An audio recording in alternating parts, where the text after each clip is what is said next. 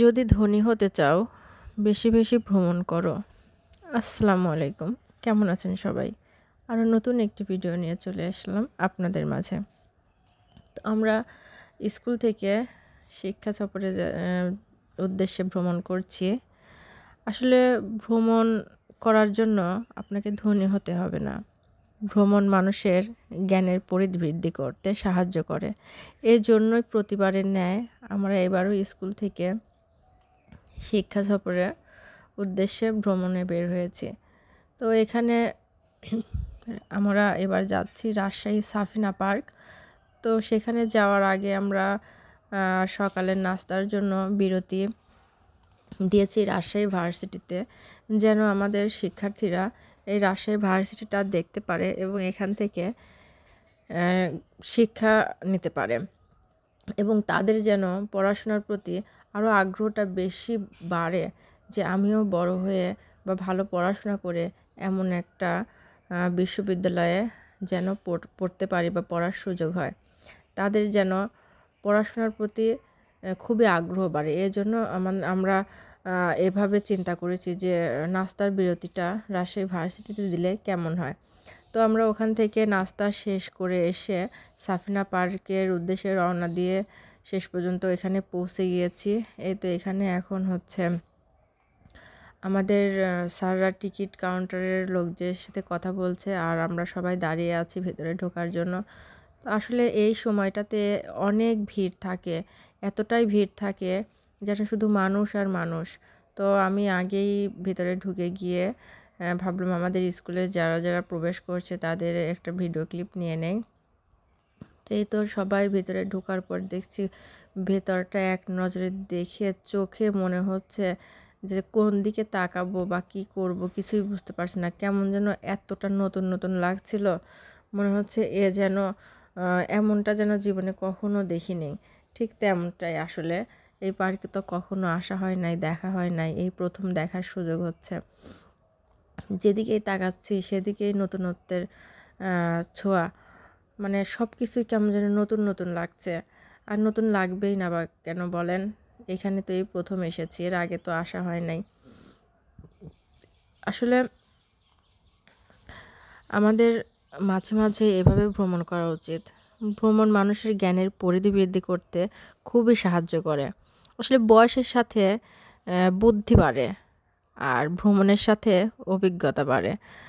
আমরা যদি মাঝে মাঝে এভাবে ঘুরতে বা শিক্ষা সফর বলেন আর ফ্যামিলি থেকে বলেন, এভাবে যদি ভ্রমণে না বের হই, তাহলে আসলে আমরা ওই একই জায়গায় পড়ে থাকবো, আমাদের কখনোই কোনো অভিজ্ঞতা বাড়বে না।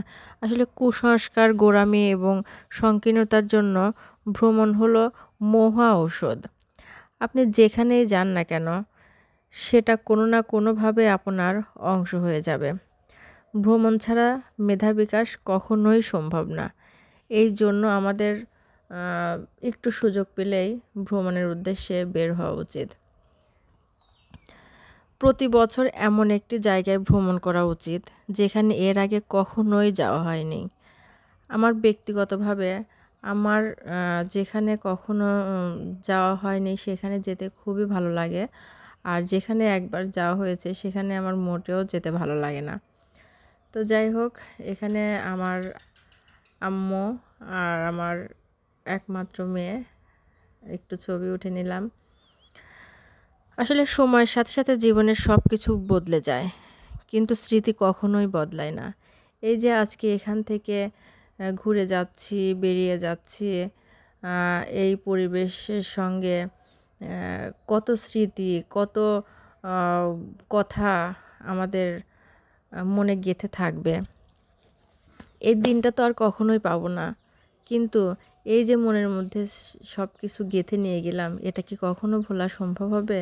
কখনো সম্ভব হবে না। আসলে ভ্রমণ মানুষের অজ্ঞাত জ্ঞান অর্জন করতে অনেক সাহায্য করে। ভ্রমণের দ্বারাই একজন ব্যক্তি উপলব্ধি করতে পারে যে সে পৃথিবীর তুলনায় কতটা ক্ষুদ্র। আসলে চিরকাল নিজের বাড়িতে বসে না থেকে কোথাও কোথাও ভ্রমণ করা খুবই দরকার। এতে মানসিকভাবে শান্তি পাওয়া যায়। যেসব মানুষ ভ্রমণ করতে ভালোবাসে না, তাদের জীবন আমি তো মনে করব অপূর্ণই থেকে যাবে। আসলে ভ্রমণের জন্য বিনিয়োগ করার অর্থ হচ্ছে নিজের জন্য বিনিয়োগ করা। অনেকেই মনে করে শুধু বেড়াতে গিয়ে বা ভ্রমণ করে কেন আমি টাকাগুলো নষ্ট করব। আসলে এটা ভাবা মোটেও ঠিক নয়। আপনি ঘুরতে গেলে বা কোথাও গেলে আপনার যে জ্ঞানের পরিধিটা বৃদ্ধি পাবে, সেটা আপনার বাসায় বসে থাকলে কখনোই সেটা সম্ভব হবে না।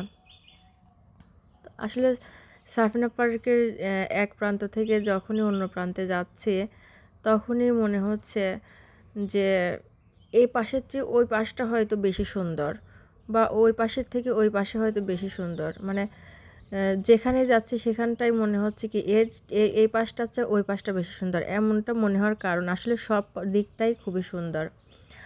আর মানে এত মানুষের ভিড় এখানে, আমি ব্যক্তিগতভাবে সাজেস্ট করব এখানে এই সিজনে অবশ্যই শিক্ষা সফরে স্কুল থেকে যেতে হবে। তারপরেও যাদের বেশি ভালো লাগে তারা অবশ্যই মানে এই সিজন ছাড়া অন্য কোনো সিজনে ফ্যামিলির লোকজনের সঙ্গে আসবেন, অবশ্যই আপনাদের ভালো লাগবে।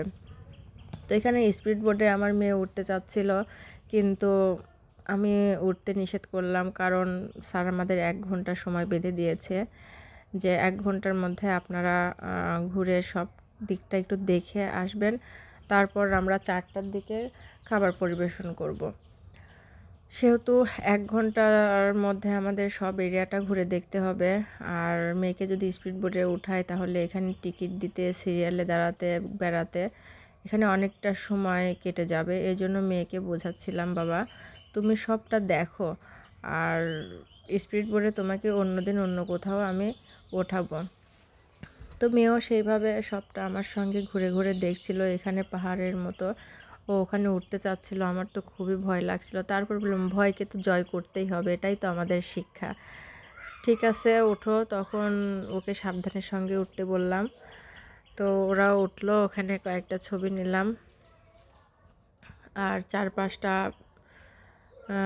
ভিডিও করে নিলাম। এখানে ওর বেস্ট ফ্রেন্ড রিজু আরও 2জনই উঠে গিয়েছিল।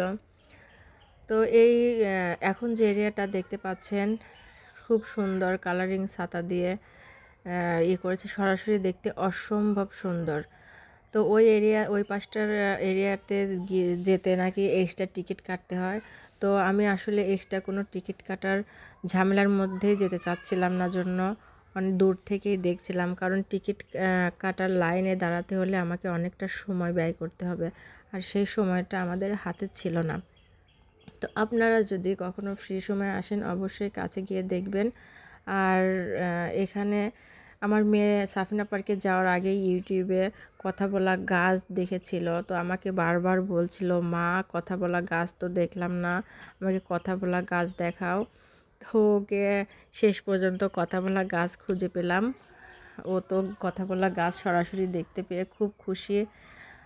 আর এই তো পুরো এরিয়াটা ঘুরে ফিরে আবারও সেই মেইন গেটের সামনে চলে আসলাম। অফ ক্যামেরায় খেয়েও নিয়েছিলাম। যাই হোক, এখানে শেষ মুহূর্তে এসে আমরা গাড়ির কাছে চলে আসব, মানে এই গাড়ির কাছে চলে এসেছি। গাড়ি খুঁজে পাচ্ছিলাম না, বাস অনেকক্ষণ পর গাড়ি খুঁজে পেলাম। আর এই তো শেষ দিকে এসে সবাই যার যার মতো গাড়িতে উঠে আসবে, বসবে। এই তো সাফিনা পার্ক ঘোরা শেষ। আমার ভিডিওটা কেমন লাগলো অবশ্যই জানাবেন। আর আমার এই ধরনের ভিডিও পেতে অবশ্যই কমেন্টের মাধ্যমে জানাবেন, ভালো লাগলে লাইক করবেন। আর আমার নতুন নতুন ভিডিও যদি পেতে চান অবশ্যই চ্যানেলটা সাবস্ক্রাইব করবেন। তো শেষ মুহূর্তে কিছু ছবি অ্যাড করে দিলাম, সুন্দর কিছু মুহূর্তের ছবি। তো সবাই ভালো থাকবেন, সুস্থ থাকবেন, আমার জন্য বেশি বেশি দোয়া করবেন। সে পর্যন্ত সবাই আবার নতুন কোনো ভিডিও নিয়ে হাজির হব। সে পর্যন্ত সবাই ভালো থাকবেন। আল্লাহ হাফেজ, আসসালামু আলাইকুম।